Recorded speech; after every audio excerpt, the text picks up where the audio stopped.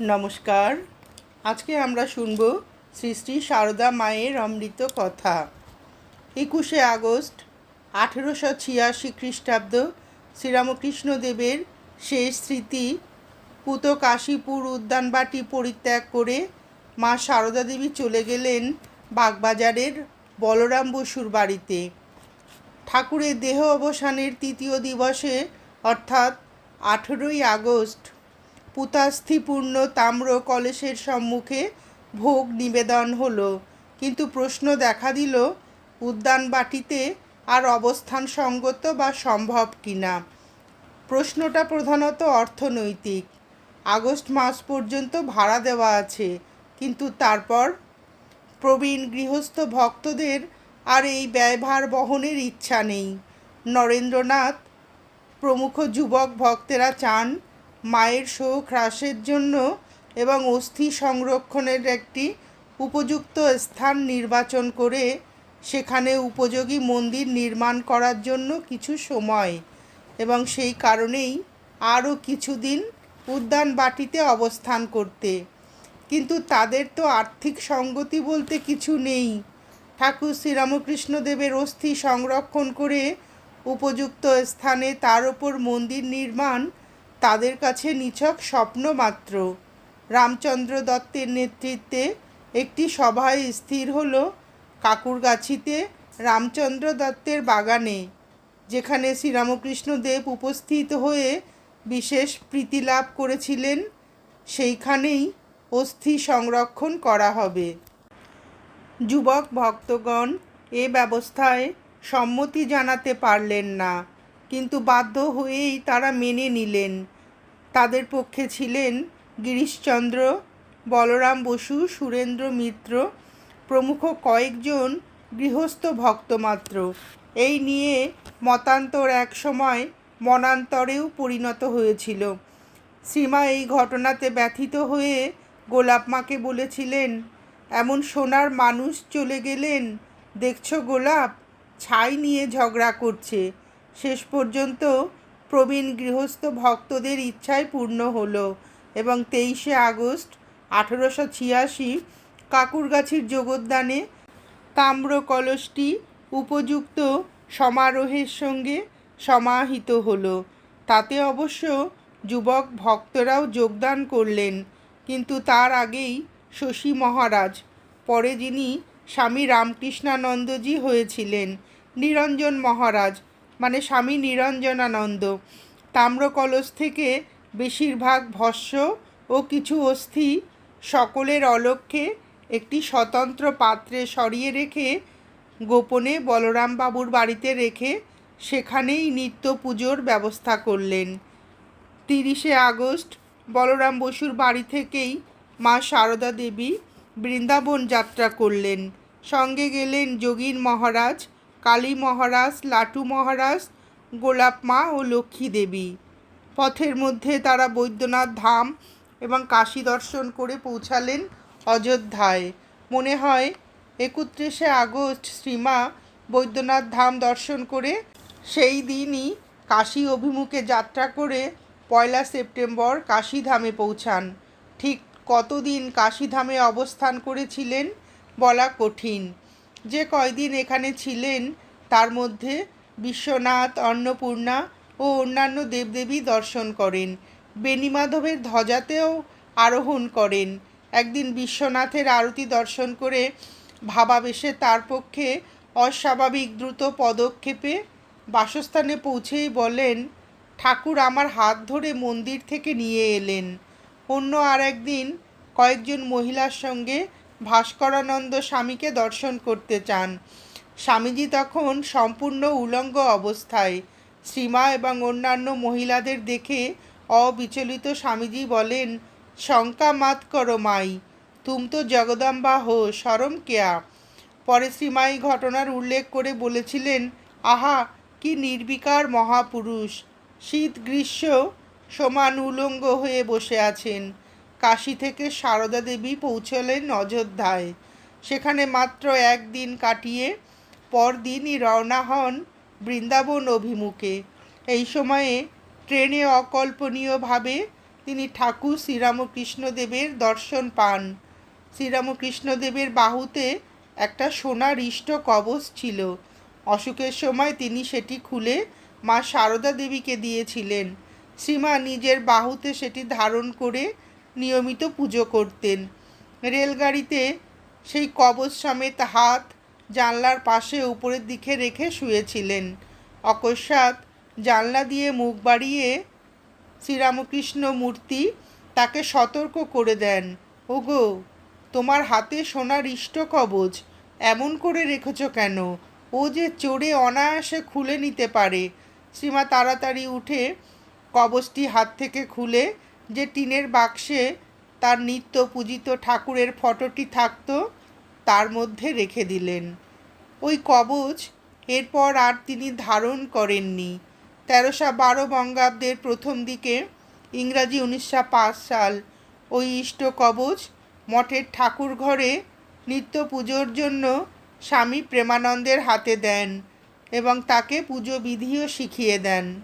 শ্রীমা ঘটনাটি বর্ণনা করেছেন, বৃন্দাবন যখন যাই, পথে রেলে যেতে যেতে দেখি কি ঠাকুর রেলগাড়ির জানলা দিয়ে মুখ বাড়িয়ে বলছেন, কবচটি যে সঙ্গে রয়েছে দেখো যেন না হারায়। তার ইষ্ট কবচটি আমার হাতে ছিল, আমি পুজো করতুম, তারপর উটি মঠে দিলুম, এখন মঠে পুজো হয়। স্বামী অরূপানন্দের কথায় জানা যায় ওই কবচটি একবার ঠাকুরের তিথি পুজোর দিন হারিয়েছিল। ফুল বেলপাতার সঙ্গে সেটি কেউ অসতর্কভাবে গঙ্গায় ফেলে দেয়, কারও খেয়াল ছিল না। ভাটায় গঙ্গার জল কমে গেলে রামবাবুর ছেলে ঋষি ওখানে খেলতে খেলতে ওটি পেয়ে কুড়িয়ে আনে। শ্রীমা সমস্ত ঘটনাটি শুনে মন্তব্য করেন, তার ইষ্ট কবচ সাবধানে রাখতে হয়। বৃন্দাবন স্টেশনে একটি কৌতুকজনক ঘটনা ঘটে। কোনো এক সময় শ্রীরামকৃষ্ণদেব মা সারদা দেবীকে বলেছিলেন একবার তিনি আসবেন বাউল সেজে। সারদা দেবীর হাতে থাকবে হুঁকো কলকে এবং তার নিজের হাতে থাকবে ভাঙা একটা পাথরের বাসন। বৃন্দাবনে স্টেশনে সকলে ট্রেন থেকে নামছেন। পুরুষ ভক্তেরা আগেই নেমে পড়েছেন। গোলাপমা গাড়ি থেকে জিনিসপত্র নামিয়ে দিচ্ছেন। লাটু মহারাজের হুঁকো কলকেগুলো পড়েছিল, সেগুলো তাড়াতাড়ি মায়ের হাতে দিয়েছেন। লক্ষ্মী দেবী বললেন, এই তোমার হুঁকো কলকে ধরা হয়ে গেল। শ্রীমাও সঙ্গে সঙ্গে, ঠাকুর ঠাকুর এই আমার হুঁকো কলকে ধরা হয়ে গেল বলে ধূপ করে মাটিতে ফেলে দিলেন। বৃন্দাবনে তার বাসস্থান নির্দিষ্ট হয়েছিল বংশীবটে কালাবাবুর কুঞ্জে।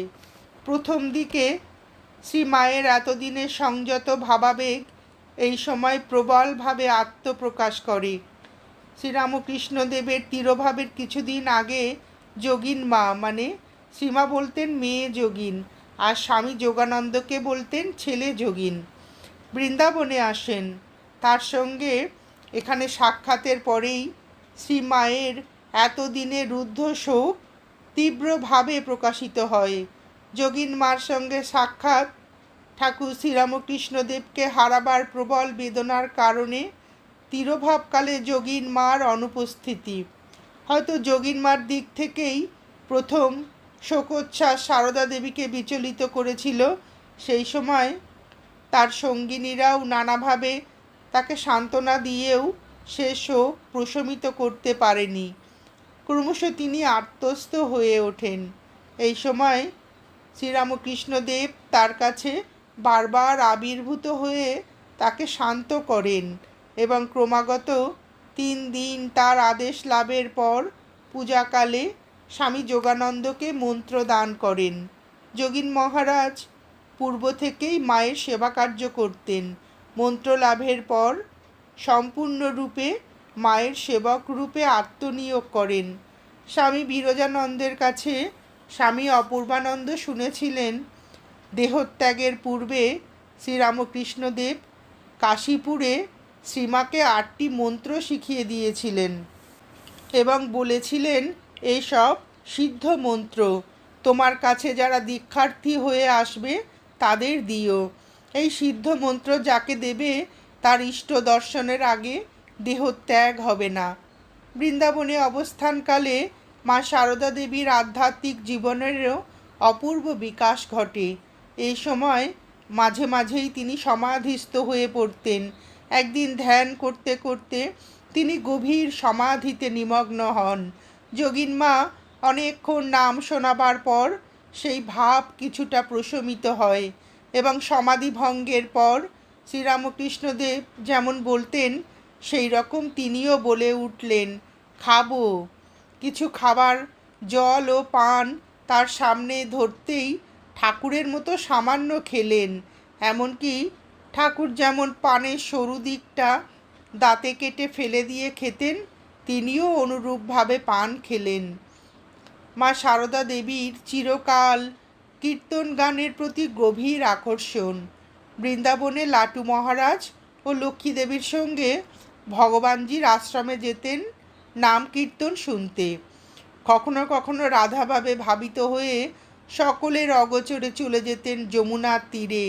একদিন একজনের প্রশ্নের উত্তরে বলেছিলেন, আমি রাধা।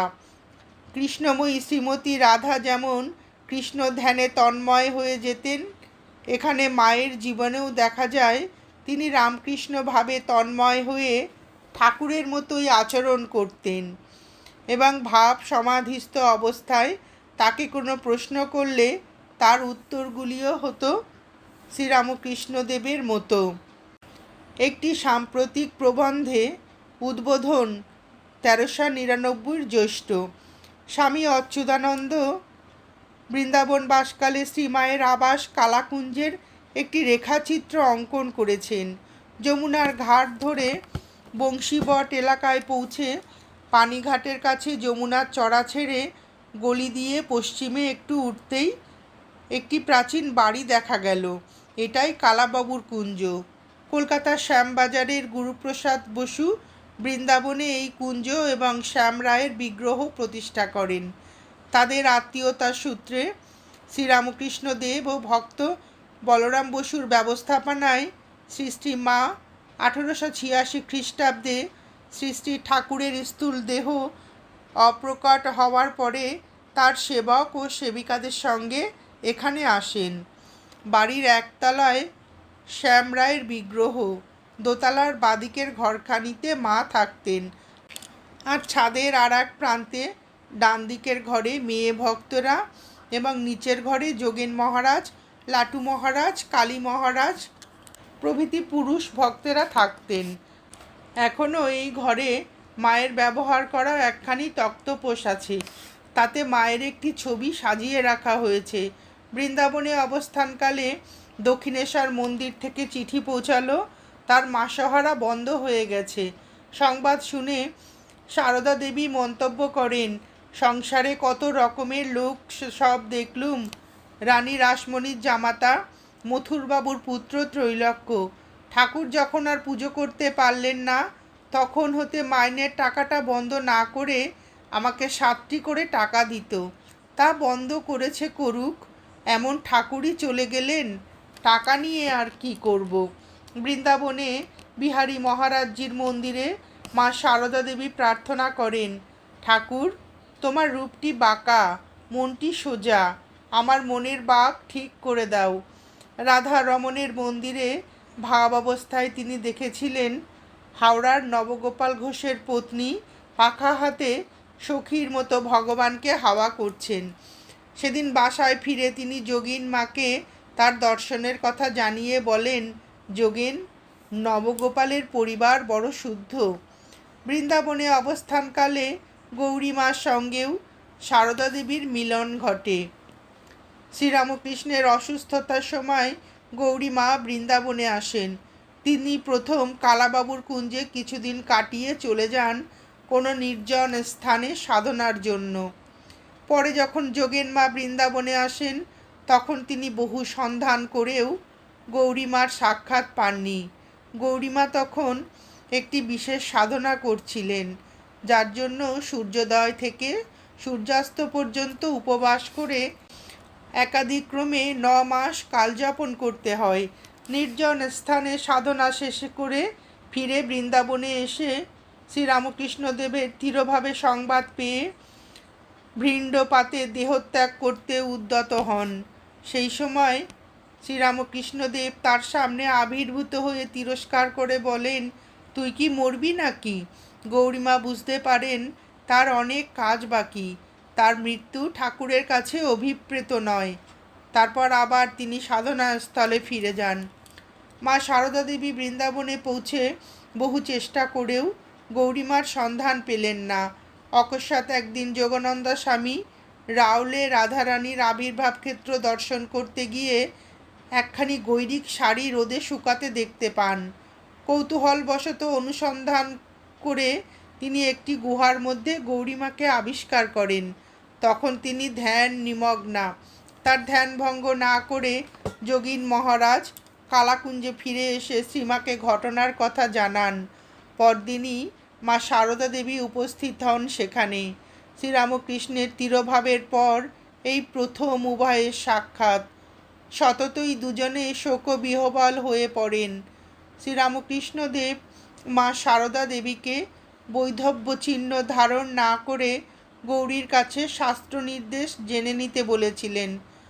মা সারদা দেবী তাকে সে কথা উত্থাপন করলে গৌরীমা বলেন, আমাদের অন্য শাস্ত্রের কাজ কি মা? ঠাকুরের কথা শাস্ত্রের উপরে। ঠাকুর নিত্য বর্তমান, আর তুমি স্বয়ং লক্ষ্মী। তুমি সদবার বেশ ত্যাগ করলে জগতের অকল্যাণ হবে। মা সারদা দেবী পক্ষাধিক কাল ধরে বৃন্দাবন পরিক্রমা করেন। বৃন্দাবনবাসের শেষ দিকে তিনি হরিদ্বার ঘুরে এসেছিলেন। তার সঙ্গে ছিলেন যোগীন মহারাজ, গোলাপ মা ও লক্ষ্মী দেবী। ট্রেনে আকস্মিকভাবে যোগীন মহারাজ প্রবল জ্বরে আক্রান্ত হন। যোগীন মা জ্বরাক্রান্ত যোগীন মহারাজকে বেদনা খাওয়াচ্ছিলেন। তখন মা সারদা দেবীর একটি দর্শন হয়। তিনি দেখেন যোগীন মহারাজ নয়, যেন স্বয়ং ঠাকুর শ্রীরামকৃষ্ণ দেবী বেদনা খাচ্ছেন। আর চেতনায় যোগীন মহারাজ দেখতে পান এক ভয়ঙ্কর মূর্তি দাঁড়িয়ে আছে। বলছে, তোকে দেখে নিতাম, কিন্তু কি করব, পরমহংসদেবের আদেশ, আমাকে এখনই চলে যেতে হবে। সেই মূর্তি এক রক্তবস্ত্র পরিহিতা দেবী মূর্তিকে দেখিয়ে তাকে রসগোল্লা খাওয়াবার নির্দেশ দেন। এরপরই যোগীন মহারাজ সুস্থ হয়ে ওঠেন। হরিদ্বার পৌঁছে শ্রীমা ব্রহ্মকুণ্ডে স্নান এবং বিভিন্ন মন্দির দর্শন করেন। গঙ্গার অপর তীরে চণ্ডী পাহাড়ে উঠেও দেবী দর্শন করেন। ব্রহ্মকুণ্ডে তিনি ঠাকুর শ্রীরামকৃষ্ণদেবের কিছু চুল ও নখ নিক্ষেপ করেন। হরিদ্বার ত্যাগ করে মা সারদা দেবী এবং অন্যান্য সকলে জয়পুরে পৌঁছান এবং সকলে গোবিন্দজির বিগ্রহ দর্শন করেন।